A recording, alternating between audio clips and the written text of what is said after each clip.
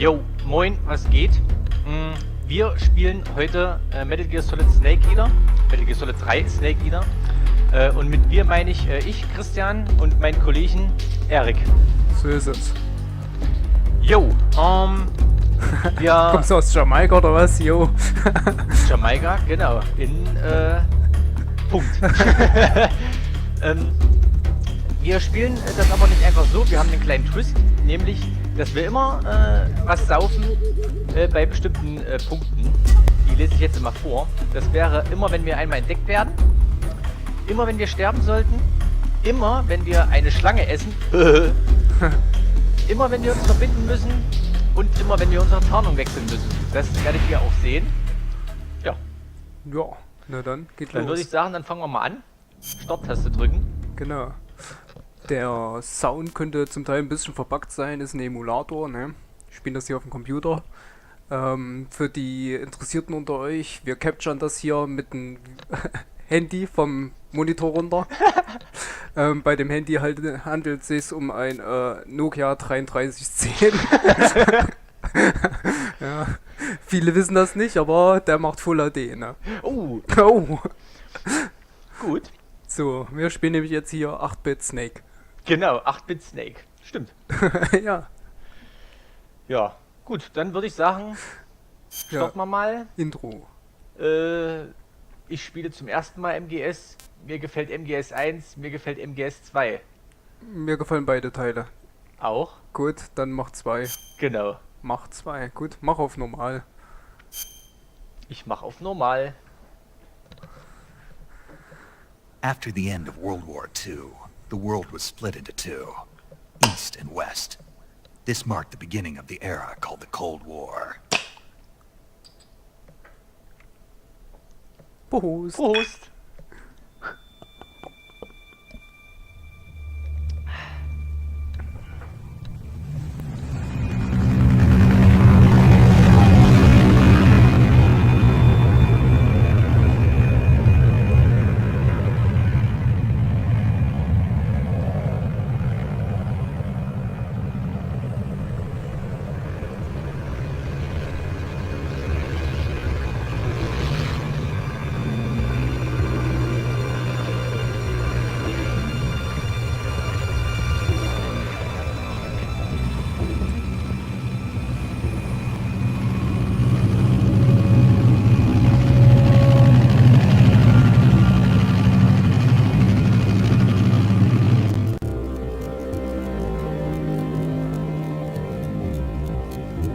Flying over Pakistan, altitude 30,000 feet.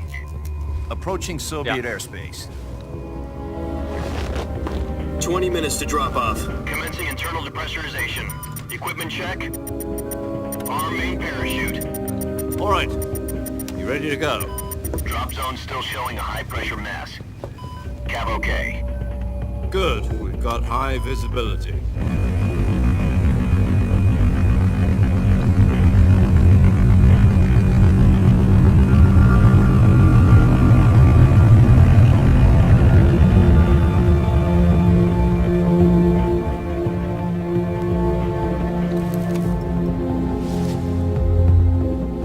Put out that cigar. Connecting oxygen hose to interior connector. Put on your mask.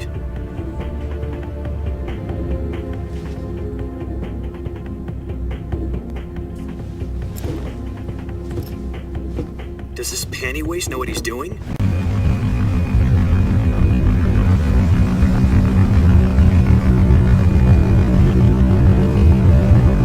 Approaching release point. 10 minutes to drop off. Hey, are you deaf? He said put out the cigar and put on your mask.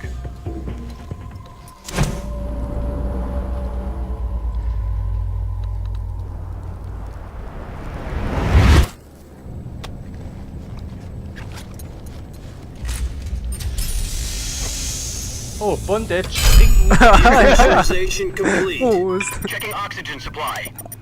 6 minutes to drop off. Opening rear hatch.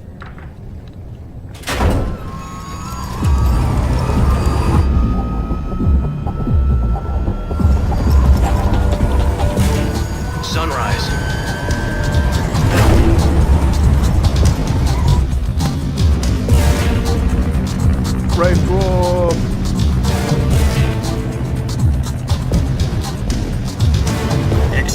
temperature minus 46 degrees Celsius.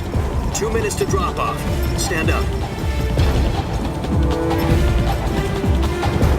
You'll be falling at 130 miles per hour. Try not to get frostbite from the wind chill.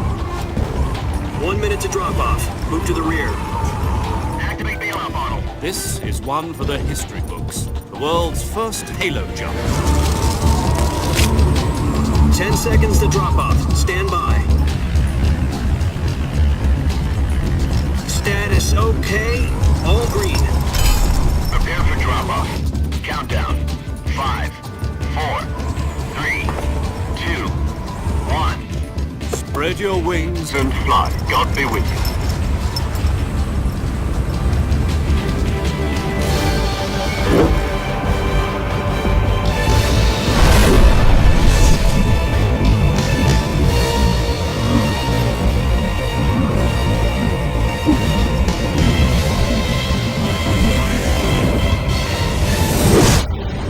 Mach ich das immer, wenn ich früh aus dem Bett aufstehe. Ja, klar. Das mach ich nur so. Der arbeitet übrigens nicht mehr da. Das stimmt. Wer weiß warum. Jack, I've got some important news. The head of the CIA has finally given us the green light for the Virtuous mission. Virtual mission? No, the Virtuous mission. The future of our Fox unit depends on it. If it succeeds, we'll be officially organized into a unit. Virtuous mission? Sounds like some kind of initiation ritual. You know, don't get cocky. This isn't a training op. Werd nicht Right. cocky. So what exactly is this wonderful mission? Well, about 2 years ago, a certain Soviet scientist requested asylum in the West through one of our moles. His name is Nikolai Stepanovich Sokolov. He's head of the OKB 754 Design Bureau, one of the Soviets' top-secret weapon research facilities, and the East's foremost expert on weapons development. Sokolov? Isn't he that famous rocket scientist? The very same. On April the 12th, 1961, the Soviets achieved the first manned spaceflight in history. The Earth was blue, but there was no God. Well spoken. The rocket that carried Yuri Gagarin to orbit was the A-1, known as the Vostok rocket. Sokolov is said to be the man most responsible for the multi-engine cluster used in that rocket. After Gagarin's flight, Sokolov left rocket development to become the head of the newly established Design Bureau. From a lowly technician to head of a design bureau, that's quite a success story, so why'd he want to defect? It seems he'd become afraid of his own creations. Afraid? Call it a crisis of conscience. And for that, he left his country and his family behind and went over the fence? Not exactly. One of his conditions was that his family was also to be taken safely to the West. We used a mole to get the family out first and succeeded in sneaking Sokolov over the Berlin Wall shortly afterwards. I was the one who conducted the operation.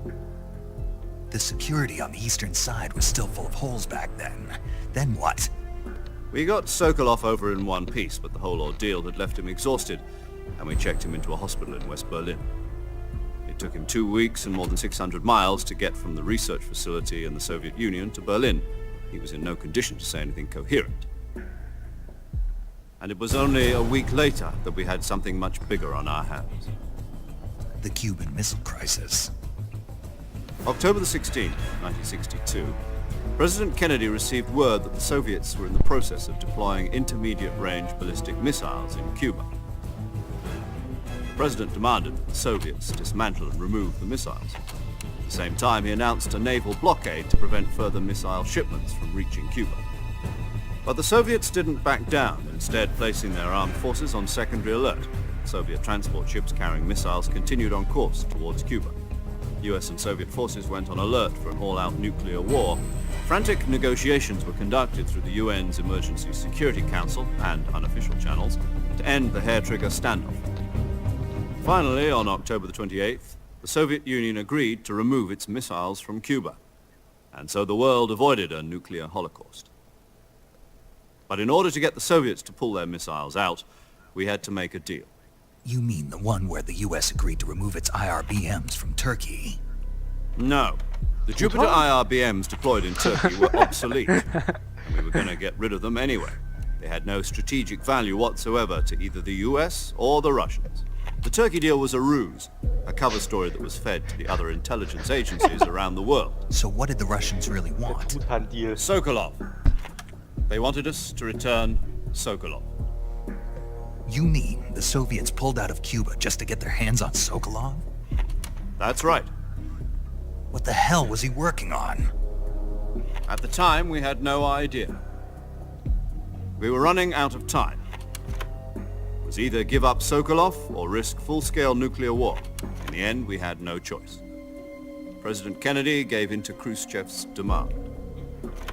The next day, I got Sokolov out of the hospital and handed him over to agents on the eastern side. Sokolov kept on screaming, "Save me," until he disappeared from my sight.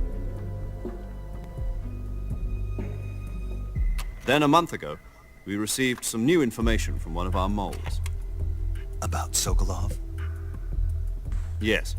He was taken back to the research facility and forced to continue working on the weapon in question under KGB supervision. What's more, it's on the verge of completion. So what kind of weapon is it? Something to do with space rockets? No, missiles. Same technology. I guess you're right. We don't know the details, but it appears to be a new kind of nuclear device. For half a year now, the Soviets have been conducting frequent nuclear tests at Semipalatinsk. Something to do with the weapon, I assume. We're talking about a secret weapon so big that Khrushchev was ready to pull out of Cuba to get it back. Is Sokolov still in the facility? No, according to our intelligence, he's in Selinoyarsk, a place in the mountains about 3 miles to the west that's known as the Virgin Cliffs. The Virgin Cliffs. Nice name for a Virgin's mission. They moved him there just recently. Why? Apparently, they're conducting a field test of the weapon, but it's our best chance to get him back. This mission would never have been possible if he was still in the research facility. This is our last chance. Sokolov must have known that too when he contacted us.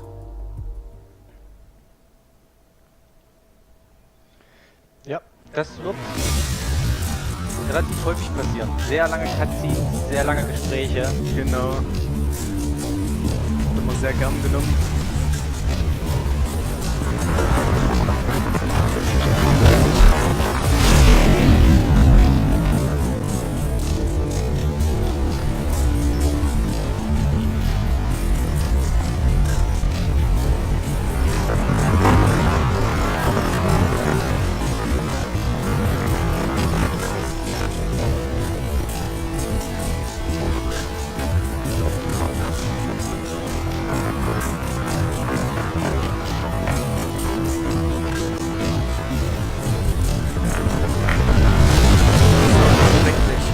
Ja, das liegt aber auch wirklich nur an dieser Freiluftkasten mit dem Flugzeug.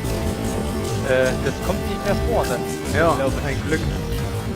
Vor allem, der fällt ja auch ewig. Also, Die mussten es ja, Zeit überbrücken, damit die CD voll wird. Listen up, Jack. Your mission is to infiltrate Selinoyarsk in the Soviet mountains, ensure the safety of Sokolov, and bring him back to the west.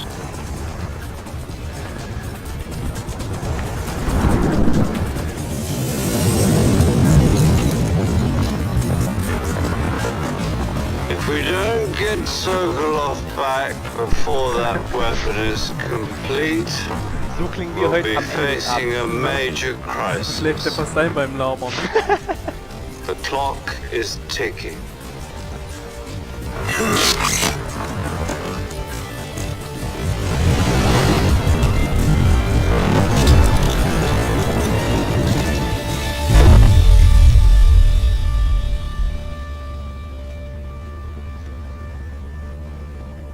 Once we've confirmed the rescue, Sokolov, stand by at the recovery point.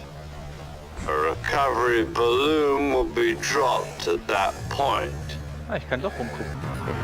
Helium will be pumped into the balloon to inflate it. The process takes about 20 minutes. Once it's complete, the gunship's arm will latch onto the balloon and pull it up. the Fulton surface-to-air recovery system. I'm familiar with the theory. Take it Das easy. System It's been combat-proof. Fulton macht im Do fünften you Teil think Sokolov is up to it? The shock will be less than during a parachute jump, and the arm can handle up to 500 pounds. So you're planning on going over the border in a single combat talent? She's equipped with two 6-barrel 20mm Vulcan cannons, as well as two 40mm machine guns. Sounds like she could hold her own against a battalion of tanks. Even with the fuel in the reserve tank, we're facing a 4-hour time limit. If all goes well, it shouldn't take more than a few hours. wenn alles gut geht.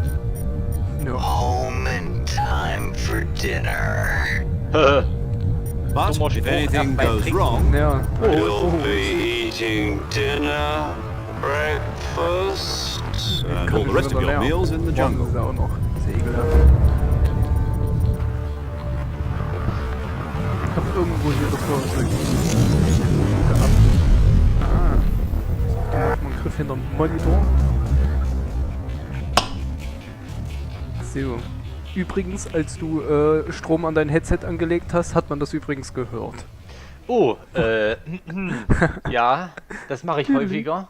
Ja, er steckt Sachen in andere Sachen rein. Genau.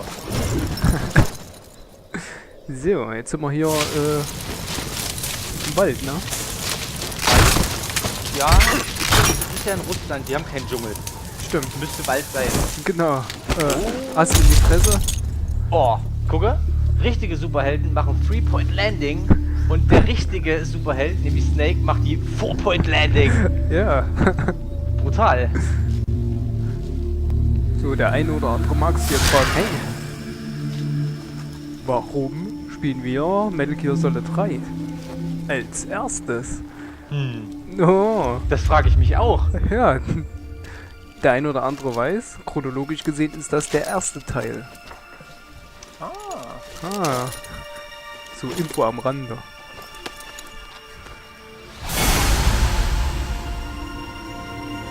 Und wer ist der blonde Bengel? Das ist eine Anspielung auf den Vorgänger. Jack Sparrow. Ach nee. Ach nee, das war was anderes. Nee, in dem Vorgänger hat man nämlich die erste halbe Stunde Snake gespielt. Warte mal.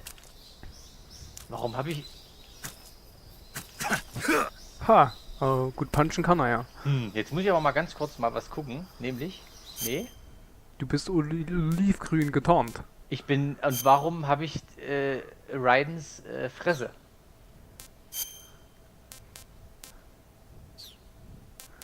Ich glaube... Das können wir nachher dann noch abwählen. Das ist nämlich bloß eine Maske, die der aufhat. Ja. Gut, dann würde ich sagen, ich fange einfach mal an zu spielen. Ist im Endeffekt relativ easy. Das einzige, also es gibt nur zwei Modi, nämlich stehen und liegen. Man kann sich nicht hockend bewegen. Das ging im ersten, zweiten und dritten leider nicht. Das ging erst ab Teil 4 so.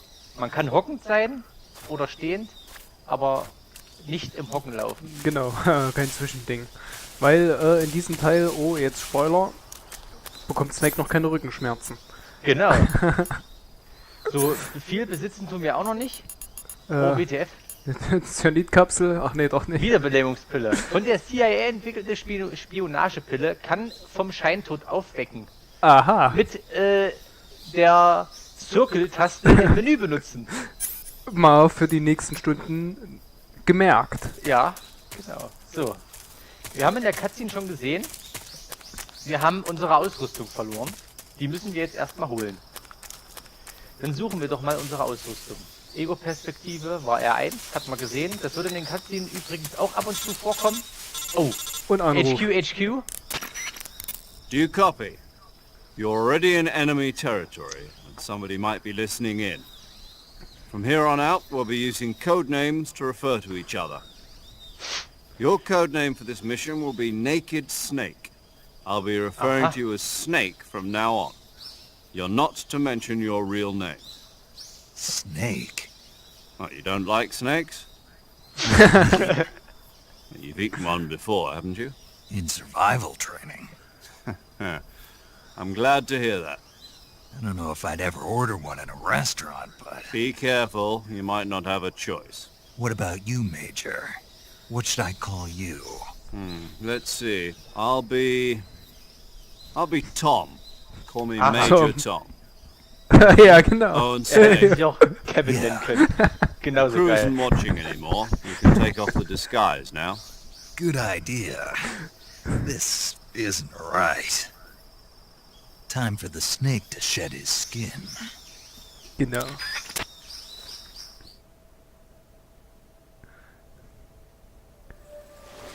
Oh, oh, oh, oh nein! Hahaha, da haben sie eine Anspielung gemacht. Auf den zweiten Teil. Das Surprise, ist nämlich Motherfucker. The Real Snake. Ja, mit grünen Augen. Sollte man sich auch merken, ändert sich dann auch nochmal. Mhm.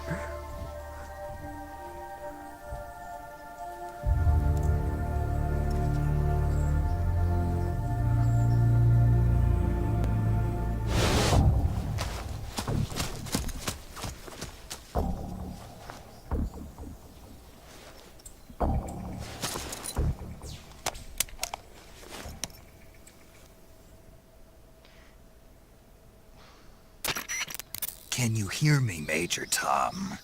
This is Snake. Kept you waiting, huh? This will be a sneaking mission. You must not be seen by the enemy. You must leave no trace of your presence. Is that clear? This kind of infiltration is the Fox unit's speciality. In other words, weapons and equipment are procured on site. That goes for food as well. You're completely naked, just as your name implies. Great. Now I see why you asked me if I like snakes. I suppose calling me Snake was your idea of a joke, too. No. There's a good reason for that. I'll tell you later when the time is right. Gotcha. Getting back to the subject, how exactly am I supposed to feed myself? You've been issued a knife and a tranquilizer gun. Use them to hunt for food. You'll also find some medical supplies in your backpack. Yeah, about the backpack. I lost it in a tree on the way down. I see. Well, you'd better go back and get it then. You know where it is? No problem. I can see it from here. It's stuck on a branch. To climb a tree, stand in front of a tree that's covered in ivy and press the action button. I'll be monitoring your progress over the radio. We can't risk violating Soviet airspace, but I'll be in the gunship. My frequency is 140.85. I'll give you a call if I need to talk to you. If you need to talk to me, use the send function. Okay, Snake, go get your backpack. So ist es. Hoffentlich weiß Snake, wo der Action-Button ist. Genau, ne? In Also. dem Tremorojo Süd. So. Da gucken wir jetzt noch mal ganz kurz. Ja, geändert hat sich hier noch nichts. Dann holen wir mal den Rucksack. Kann ich hier durchkriechen? Übrigens, das mit den, wenn er telefoniert oder sich einen Finger an Ohr hält, das ist nur eine Marotte von ihm. Also, das hat nichts damit zu tun, dass er damit telefoniert. Ah, naja, ich meine, ja, okay. Naja, na klar. Ich sag's ja nur. Dreimal auf Holz geklopft. Erstmal auf Holz klopfen, den falschen Button gedrückt. Ah, so funktioniert das. Ja. Und man sollte sich auch die Frequenz notieren, wie wir das getan haben. 140,85 und runterspringen vom Ast. Ja, man sollte vielleicht nicht runterspringen vom Ast, weil er braucht ja seine Sachen. Genau. So. So, Vorsicht. Ja, ich kann mich ganz dunkel zurückerinnern, als ich damals gespielt habe. Das war um 1945 rum. Da gab es sogar auch irgendwie Frequenzen zum Radio hören. Ja, genau. Und der nächste Anruf. Hey. I see you've retrieved your backpack, Snake. To equip a weapon, it's necessary to take it out of your backpack. Gut In the survival viewer, Ja gut, im choose Endeffekt erklärt er weapon jetzt nur from den the Rucksack, das backpack. wissen wir ja. Und Your available Ich kann's ja hier weapons will be überspringen, den displayed in Käse. a window in Eigentlich the upper. stimmt das. Hast du recht. ja, die labern da. Ja, aber wir haben jetzt zum Anfang ein Messer, eine Betäubungspistole und eine Aale, die auch dünn Schiss labert. Alles irrelevant. Ottercon gibt's noch nicht.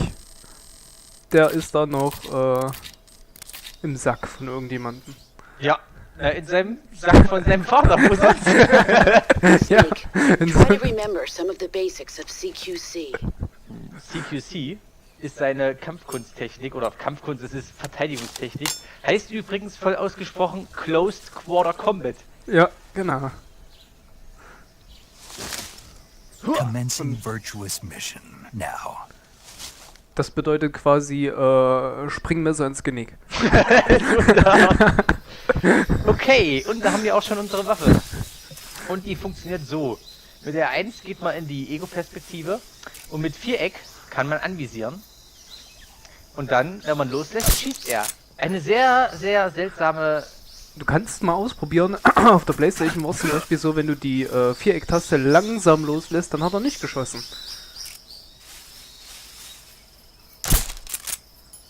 Ja gut, funktioniert hier nicht. Ist halt auch nur ein Emulator. Genau. So, jetzt gucken wir mal in unseren Rucksack, so wie er das wollte. Jetzt können wir nämlich unsere Tarnung ändern. Und? Da wir im Wald sind, ist Italien am besten. Genau! Wusste doch jeder. Genau! Ja, das weiß doch jeder. So, wir ändern jetzt nämlich unsere Tarnung, sowohl als Bemalung als auch Uniform. Und das heißt, wir müssen erstmal Trinken, saufen. Prost. So, meins ist schon leer. Ich muss gleich mal nachfüllen. Ja, look at that. Wo ist denn hier der... Ach ja, da. So, und schon sind wir getarnt. Das sieht man oben rechts in der Ecke.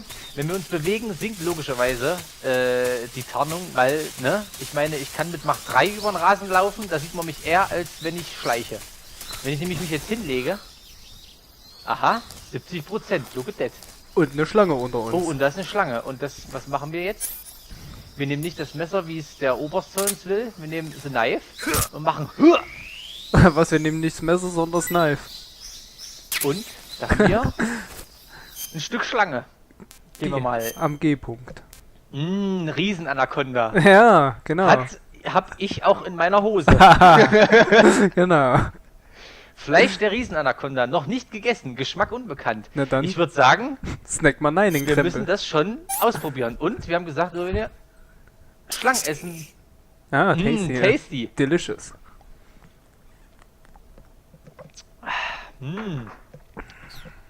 Wir haben noch kalorienarme Mate. Was?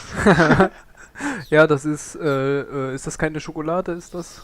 Ich weiß nicht. Oder ist das so Kekse für die kriegen ja immer so Ach so, hier, die Wo- Steinkekse. die Stein, die oder verhindern, Panzerkekse. dass du sagen. koten musst.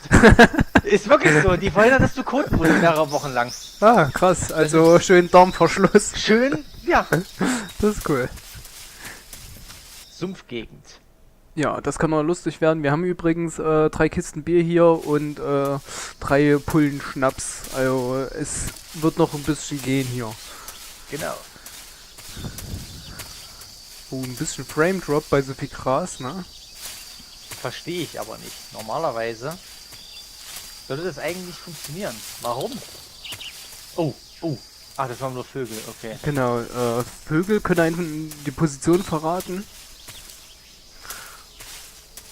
Ja, das sieht man dann mal. Oder aber später. Gut, da sind wir. Im Sumpf. Genau.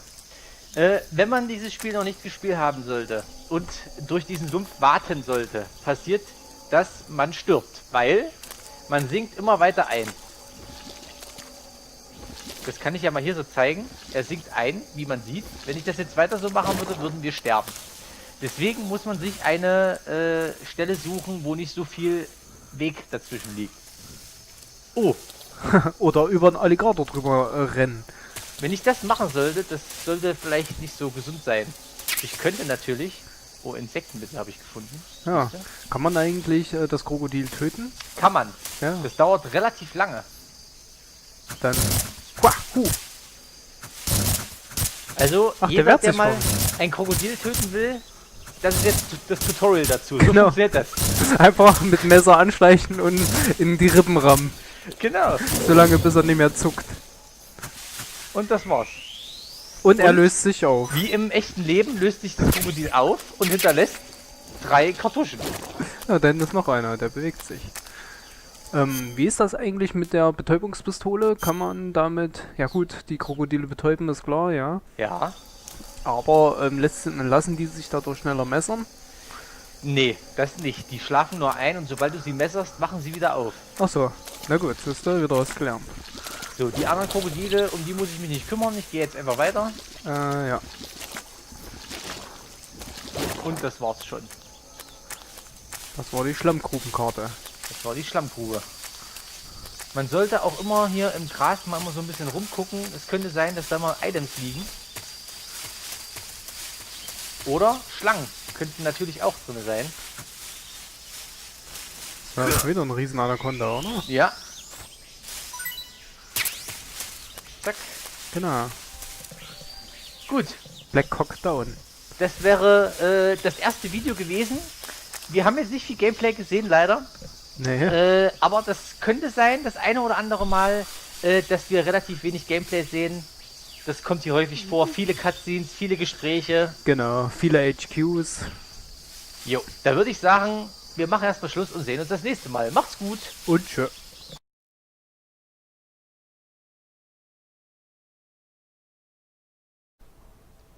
So, was ist hier los? Grüßt euch mal einer. Das ist Metal Gear Rising. Quatsch. Ey, das müsste leicht sein.